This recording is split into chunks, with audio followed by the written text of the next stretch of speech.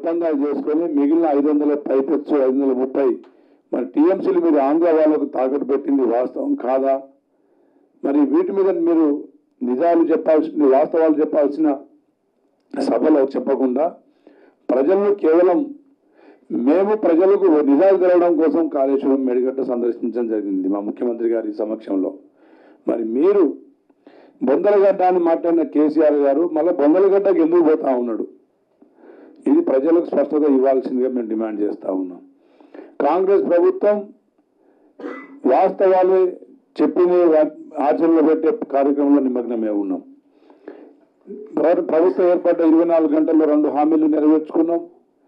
మహిళలకు ఉచిత RTC bus ప్రయాణం, అదేవిధంగా 10 లక్షల ఆరోగ్య బీమా, అదేవిధంగా మొన్న గ్యాస్ 500కే గ్యాస్ బండిల్, అదేవిధంగా 200 యూనిట్ల కరెంటు తెల్ల రేషన్ కార్డు ఉన్న వారికి ఉచితంగా అందిస్తూనే మరి ఈరోజు 11,000 మరి మెగా డిఎస్సి పోస్టులు కూడా ఈరోజు ముఖ్యమంత్రి గారు రేవంత్ రెడ్డి గారు మరి ప్రజలకు అంకితం చేయబోతున్నారు.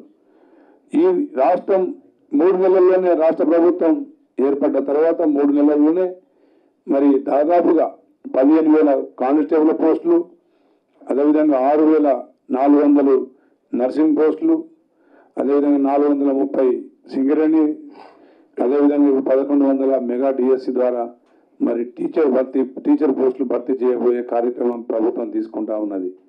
10 సంవత్సరాల్లో గత 10 సంవత్సరాల్లో టీఆర్ఎస్ ప్రభుత్వం కేసీఆర్ గారు మరి ఎందుకు నియామకాలు చేయలేరు, వాటి మీద స్పష్టత ఇవ్వగలడా అని చెప్పేసి మేము తెలియజేస్తా ఉన్నాం.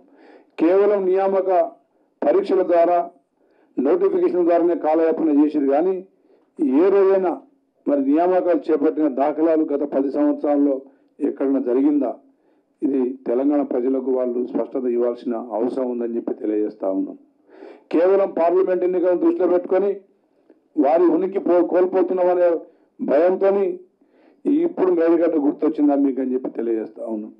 మరి మేడిగడ్డ మొన్నటి నవంబర్ 30వ తారీఖున ఎన్నికలు జరిగితే అక్టోబర్ నెలలోనే మేడిగడ్డలో లీకేజ్ ప్రారంభమైనాయి.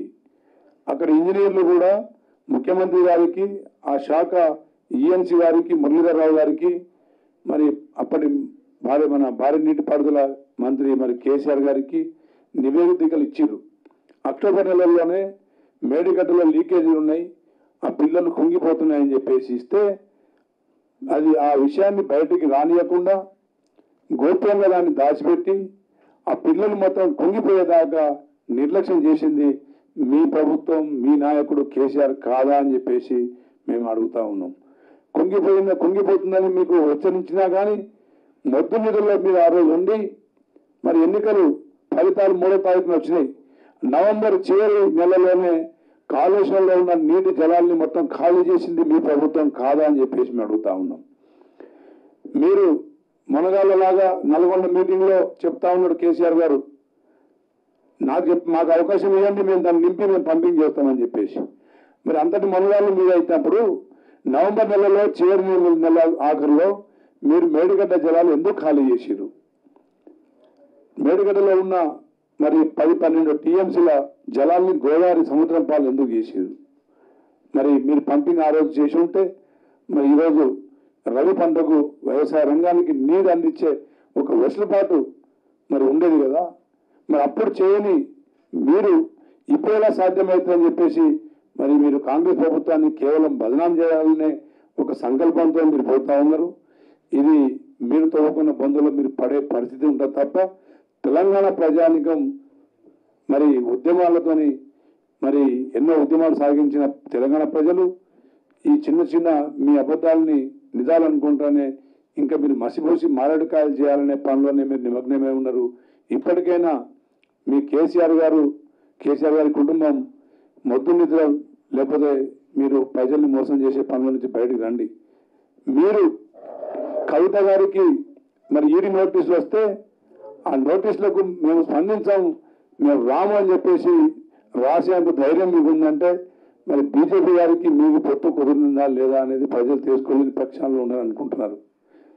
మరి అదే ఈడీ గారు సోనియా గాంధీ గారిని కానీ రాహుల్ గాంధీ గారిని మరి పిలిస్తే మరి వీరు పోవడం జరిగింది. వీరిని అక్రమంగా లేని నిందాపరులు ఏపీ మరి ఈడీ మరి కేజ్రీవాల్ గారిని కానీ సోనియా గాంధీ గారిని కానీ రాహుల్ గాంధీ గారిని కానీ మరి ఎన్నో ప్రశ్నలతో ఇబ్బంది పెట్టిన ఇదే ఈడీ మరి కవిత వాస్తవంగా చేసిన స్కామ్ల నుండి కవిత ఇన్ని రోజులు బయట స్వేచ్ఛగా ఎందుకు తిరుగుతూ ఉన్నది? మరి కవిత గారు మరి మోడీ గారి అమిత్ షా గారి రక్షణలో మరి క్షేమంగా బయట తిరుగుతుందా లేదా? మరి బీజేపీ గారు కేసీఆర్ గారు మరి టీఆర్ఎస్ గారు మరి ఒక ఒప్పందంతో ముందుకు పోతున్నారా లేదా?